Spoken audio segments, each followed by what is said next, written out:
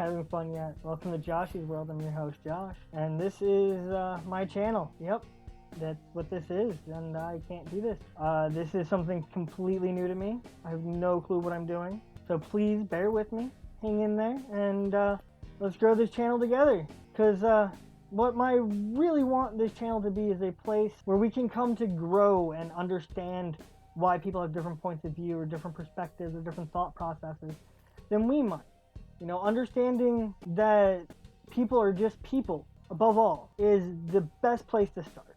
And in my time coming up with all that, I realized that I suffer from the millennial curse. So what is the millennial curse? So that's what we're going to talk about today. The millennial curse is the fact that millennials have a lower standard of living than the generation previous to them for the first time in recorded history. That is the curse of the millennial. But is it really? Or is that just the result of the curse of the millennial? I think the true curse of the millennial starts simply with the fact the millennial was the first generation in history to have access to all the knowledge.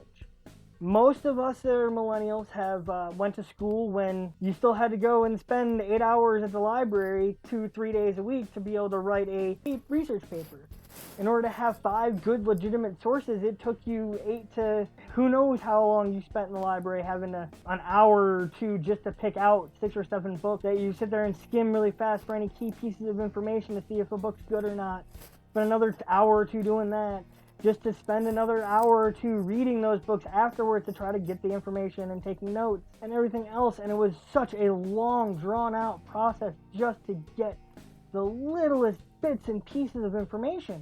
But the millennial is the first generation that came of age that whenever you had a question, you could just ask Google. I mean, I remember in the early 2000s, you know, a bunch of guys sitting around, and I was in the military, and we were all just sitting around our shop, and somebody would have a question, and somebody would be like, Google me this, you know, because that was what it was. It was, for the first time, if you had a question, you had an instant answer.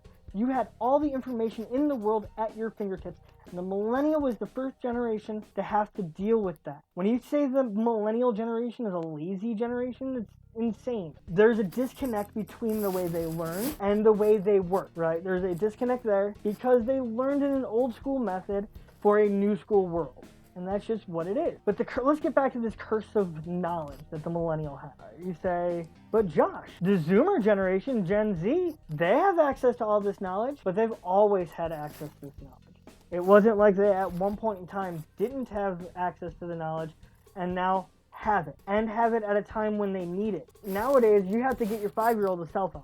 You have to. It's just the world that we live in. But back in the early 2000s, you didn't get a cell phone until you were 16. You know, and the world changes like that. But just having that access to that information at such a young age now, these Gen Z and Zoomer generation, you can just see what they do. Like, look at, there's a Trump rally recently here. Don't know when you're watching this video, but there was the after COVID Trump rally, and the TikTok Zoomers and the K-pop fans out there, you know, did this amazing thing, and they organized and pulled off online protests. They used social media, and, you know, the fact that, you know, the millennials are the ones that are still, you know, exploring around. The boomers and Gen Xers, they know what they know, and it's kind of where they go with the technology. Millennials try to play a little bit, but Zoomers, they're gonna blow us away. Getting back to the millennials, I don't want to start talking about the Zoomer generation yet. I'm a millennial, that's why I'm talking about millennials. I just want to specify that. Oh, disclaimer to all information that I present are based on my own life perceptions and events and information that I have learned and gathered over the years. These are my perceptions and not the perceptions of anyone else. Anything that anybody else, blah, blah, blah, yeah. You know, take everything I say with a grain of salt. It's all anecdotal. This is all based on my own personal experience. You know, so when I say like Gen Xers and, you know, the boomer generation, they grew up in a time when manufacturing was in existence, when you could have a high school education and make 6 figures. That doesn't exist anymore. Get back into the millennials and their curse of knowledge, you know, because what do you do when you all of a sudden have access to this kind of knowledge? This is a terrifying thing. And the millennials are the first ones that are really faced with using this new technology to go forward, because the future is always driven by the young. Remember that. I figured 3 classifications of millennials. You have the millennials like myself, and the reason why it was so hard for me to start this video, I took the information I learned and wanted to learn more, and I wanted to learn more, and I wanted to learn about this, and I wanted to learn about that. My intellectual curiosity was just all over the place, and it was hard to rein myself in. And it still is to this day hard to rein myself in. I like a little bit of this and a little bit of that.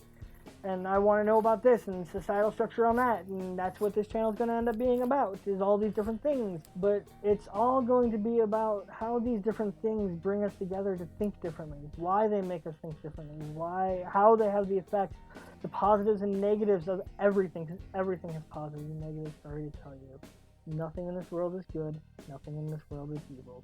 Everything is a little bit of gray.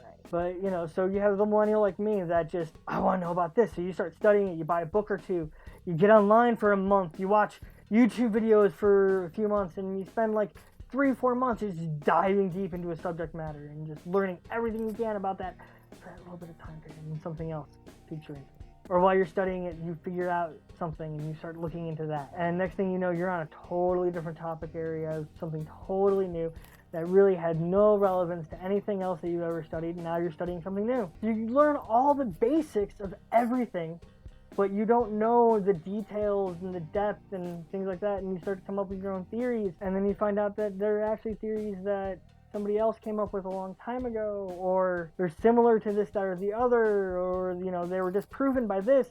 And that's, you know, some of the stuff I want to talk about, maybe any of those things, because that's what I am. I'm just kind of that information junkie. I'm an information junkie. I like to know as much as I can about everything I can. It makes it so you're not an expert on anything, and that's kind of my problem. And I think that there's a lot of millennials that have that same problem. But at the same token, there's millennials, I've met a lot of them, that the overabundance of knowledge gives them choice anxiety. And it makes it so they don't want to learn about anything. You know, they want to experience things, but they don't want to learn about things. It's, you know, time and effort, you know, it's just too much. It's just overwhelming. They don't know what they're interested in, so they don't pursue any interest. But it's the millennial that figured it out early on and picked one topic of interest and learned everything there is to know about that one topic. They're the ones that are truly succeeding in today's society. You know, so those 3 types. So when you're talking to millennials, you have to look at, I've broken them down into 3 different types based on how they approach all the knowledge in the world at a time when they're trying to figure out the world. So back to the millennial curse. So yeah, there's a lot more to the millennial curse and the millennial generations. But though, let's talk about, we have the 3, right? We have the 3 main categories. We have the overly curious, we have the overwhelmed, we have the just right. The 3 bears, and really that's how they take their knowledge. So, you know, you have the 3 different types of millennials. So when you're talking to somebody that's identifying as a millennial, or you can identify as a millennial, you have to remember where they're coming from in the fact of, you know, are they reaching out? Are they an expert in what they are in? Because when they're an expert, they're an expert. Something else that I think is a result of this millennial curse is you can see it in cases of anxiety and attention deficit disorder. And it's that overwhelming choice of knowledge. There's so much knowledge, there's so much that a human being can gain that it can cause anxiety. It can cause that, I need this, I need that, I need this, I need that. I need to know it all. And creates that, you know, lack of focus that millennials are blamed for. But really, is it a lack of focus, or is it just extreme curiosity? You know, wanting to tear down the systems and rebuild them and wanting that new world. And that's kind of where the gap is. Because when, you know, Gen Xers graduating in the 90s, getting jobs still in manufacturing, warehousing, you know, the internet was this new thing, and there was some of them, and then you had the dot-com bust, and the dot-com bust really may have hurt the tail end of Gen X,